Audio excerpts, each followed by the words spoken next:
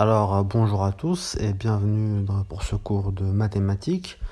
C'est un cours qui est destiné aux étudiants en première année de classe préparatoire ou en première année de licence. Il est également destiné à toute personne intéressée par la mathématique et qui souhaiterait développer ses compétences dans ce domaine. Alors, qu'est-ce qu'on va voir aujourd'hui? C'est une introduction à la logique. Bon, c'est la première session. En mathématiques, comme en français vous avez des phrases, etc. En mathématiques aussi on a des phrases. Ces phrases-là, on les appelle des propositions mathématiques. Ces propositions mathématiques peuvent être soit vraies, soit fausses. Bon, si elles sont vraies, on dira qu'elles sont 1, si elles sont fausses, elles sont 0. Un exemple de proposition vraie, c'est 2 est un nombre pair. Un exemple de proposition fausse, 3 est un nombre pair. Bon. On peut combiner des propositions en utilisant ce qu'on appelle en mathématiques des connecteurs. Ok? Alors on va commencer par voir trois connecteurs logiques qui sont très utilisés. On a pour commencer le et logique. Par exemple, 2 est pair et 3 est pair. Bon, si je prends deux propositions A et B, la proposition A et B, donc tout ça c'est vrai quand est-ce que c'est vrai? C'est quand les deux propositions sont vraies. Donc là, par exemple, 2 est pair et 3 est pair, c'est une proposition qui est fausse, car 3 n'est pas pair. Par contre, celle qui a juste après, donc le ou logique, 2 est pair ou 3 est pair, elle est vraie si l'une des propositions est vraie. Et en effet, 2 est pair. Donc, 2 est pair ou 3 est pair, c'est une proposition qui est vraie. Alors, il y a un autre ou, c'est le ou exclusif. Là, qu'est-ce que j'ai? J'ai 2 est pair ou 3 est impair. Le ou exclusif, qu'est-ce que ça veut dire? Ça veut dire que il est impératif qu'une seule des deux propositions soit vraie pour que la proposition globale soit vraie. Okay? Et là, qu'est-ce qu'on remarque? 2 est pair, c'est une proposition qui est vraie, et 3 est impair, c'est une proposition qui est vraie. Les deux sont vrais, donc la proposition, elle est fausse. Très bien. Alors, on peut également modifier des propositions logiques en utilisant ce qu'on appelle la négation. La négation, c'est le non logique. Par exemple, je prends la proposition 3 est pair, ok? Sa négation, je vais la symboliser comme ceci, non, entre parenthèses, 3 est pair, ok? Et puisque 3 est pair, c'est une proposition qui est fausse, sa négation sera une proposition qui est vraie. C'est la définition même de la négation. Donc là, par exemple, si on essaie de donner la négation de 3 est pair, donc là, on a vu qu'en mathématiques, on écrivait non 3 est pair, ok? Mais si on essaie d'expliquer ça en français, qu'est-ce qu'on dit? 3 est pair, bon. La négation, c'est quoi? C'est que 3 n'est pas pair. Ok, mais 3, c'est un nombre. Et on sait que les nombres, ils sont soit pairs, soit impairs. Du coup, 3 est pair, sa négation, c'est 3 est impair. Et 3 est impair est en effet une proposition qui est vraie. Alors, c'est bien d'écrire des phrases comme ça, mais c'est encore mieux de faire des tableaux. Alors là, on a un tableau. La première colonne, c'est quoi? C'est les propositions. Et la seconde partie du tableau, c'est les valeurs logiques de ces propositions. Alors les valeurs logiques, c'est soit vrai, soit fausse. Ok, donc soit 1, soit 0. Alors juste avant de parler du tableau, remarquons juste ici que pour le et, le ou, etc., il y a aussi des symboles en fait. C'est-à-dire que le et ici, que j'ai écrit en vert, peut être remplacé par ce symbole. Ok? Et le ou ici par ce symbole, le v. Le ou exclusif par ce symbole, c'est un plus dans un cercle, etc. Le non, c'est par ce symbole, c'est comme un escalier en fait. Alors, les propositions, je vais symboliser deux propositions. Je vais prendre la proposition A et la proposition B. Bon, premier cas, c'est quoi? C'est si A est égal à 1 et si B est égal à 1. C'est-à-dire que si je prends deux propositions qui sont vraies, qu'est-ce qu'on a? Alors A et B, ce sera une proposition vraie, puisque les deux sont vrais.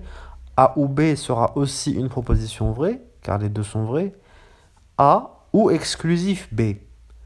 Qu'est-ce qu'on a dit pour le ou exclusif? On a dit que A ou exclusif B était vrai dans l'unique cas où une seule des deux propositions est vraie.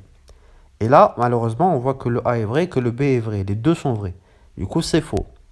Le non A, puisque A est vrai, alors sa négation, elle est fausse. Et puisque le B est vrai, alors sa négation, elle est fausse. D'accord? On fait ça pour le reste. Qu'est-ce qu'on a? On a A vrai, B fausse. C'est le second cas.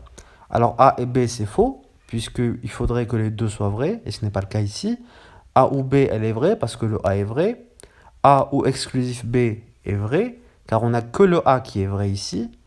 La négation de A, elle est fausse, car A est vrai. Et la négation de B, elle est vraie, car B est fausse. C'est le même raisonnement pour la suite du tableau. Ok. Alors, à partir des connecteurs que nous avons vus précédemment, on peut établir de nouvelles relations entre les propositions. Ok. On va voir principalement deux nouvelles relations, que sont l'implication logique, c'est avec ce symbole-là, c'est une flèche comme ça. Et on a l'équivalence logique, qui a ce symbole-là. Et c'est comme l'implication, mais avec deux flèches, pas une seule flèche. Alors, soit A et B, deux propositions, on peut former une nouvelle proposition, c'est A, la flèche B. On appelle ça A implique B. Et qu'est-ce que c'est? C'est une abréviation de la proposition non A ou B. D'accord? Donc cette proposition-là, non A ou B, on la symbolise par ça, par A implique B. Alors l'équivalence logique, c'est également une abréviation. A est équivalent à B, c'est comme ça qu'on lit ce symbole, cette écriture-là. Alors A est équivalent à B, et l'abréviation de cette proposition-là entière entre parenthèses, qui est A implique B et B implique A. Ok? On va essayer de faire un tableau logique pour y voir un peu plus clair. Donc là, ce que j'ai pas dit tout à l'heure, c'est que là, ce tableau-là, je peux mettre les propositions comme ça, verticalement, et ensuite les valeurs logiques à droite du tableau, mais j'aurais pu inverser le tableau aussi. C'est-à-dire, j'aurais pu écrire les propositions logiques horizontalement et mettre les valeurs logiques dans la deuxième partie du tableau vers le bas. Alors, qu'est-ce qu'on a? On reprend toujours les mêmes cas, donc A et B, deux propositions logiques, 1, 1, 1, 0, 0, 1, 0, 0. Bon, alors, déjà le nom A et le nom B. A est vrai, donc nom A est fausse. A est vrai, donc nom A est fausse. A est fausse, donc nom A est vrai. A est fausse, donc nom A est vrai. Très bien. Même raisonnement pour le B. On a la colonne du B. Alors maintenant, pour le A implique B, qu'est-ce qu'on a dit? On a dit A implique B. A implique B, c'est quoi? C'est non A ou B. Ok. Donc ça, c'est non A ou B. Qu'est-ce qu'on a? Le non A, il est 0. Le B, c'est 1. Donc 0 ou 1, c'est un 1. Non A, c'est 0. B, c'est 0. 0 ou 0, bah c'est 0. Le non A, c'est 1. Et le B, c'est 1. Du coup, 1 ou 1, c'est égal à 1. Le non A, c'est 1. Et le B, c'est 0. Le 1 ou 0, ça fait 1. On fait le même raisonnement pour le B implique A. Ok. Donc on a la table de A implique B. On a la colonne de B implique A. On peut avoir la colonne de A équivalent à B. Qu'est-ce qu'on a dit? A équivalent à B, ça veut dire quoi? Ça veut dire que A implique B et B implique A. Et qu'est-ce qu'on remarque? On a effectivement ça. 1 et 1, ça fait 1. 0 et 1, ça fait 0, parce qu'il faut que les deux soient vrais. 1 et 0, bah, ça fait 0. 1 et 1, ça fait 1. Très bien. Alors, en logique, on utilise aussi ce qu'on appelle des quantificateurs. D'accord? On va finir par ça aujourd'hui avec ça. Alors, les quantificateurs, on en a trois principaux qu'on va étudier. On a le quantificateur universel pour tout. On a le quantificateur existentiel, il existe. Et on a le quantificateur d'existence unique. Il existe un unique. Alors là, je vais donner des exemples pour mieux voir ça. Alors, quantificateur universel pour tout. C'est quoi? Pour tout nombre, ce nombre est soit pair, soit impair. Qu'est-ce que ça veut dire? Pour tout, ça veut dire que je prends tous les nombres qui existent. Pour chacun de ces nombres-là, ce nombre, d'accord, pour chacun de ces nombres, ce nombre, il est soit pair, soit impair. C'est une proposition qui est vraie, évidemment, car on sait que tous les nombres sont soit pairs, soit impairs. Donc là, je prends les entiers, d'accord? Donc quand je dis nombre ici, je parle d'entier. Pour rester simple, je parle d'entier. Ensuite, qu'est-ce que j'ai? Existentiel, il existe. Bon.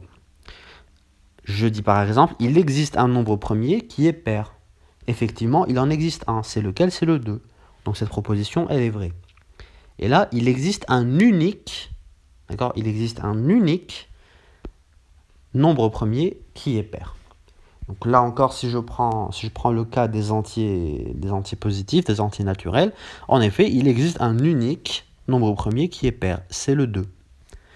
Voilà, alors j'espère que vous avez compris pour cette première session. La prochaine session, ce sera une introduction à la théorie des ensembles. Alors je vous remercie d'avoir écouté cette session, d'avoir visionné cette session. Laissez-moi votre avis dans l'espace commentaire et n'hésitez pas à poser vos questions. Je répondrai à toutes les questions, que ce soit par message privé ou en commentaire, n'hésitez surtout pas. Merci beaucoup et bon courage et on se voit à la prochaine séance.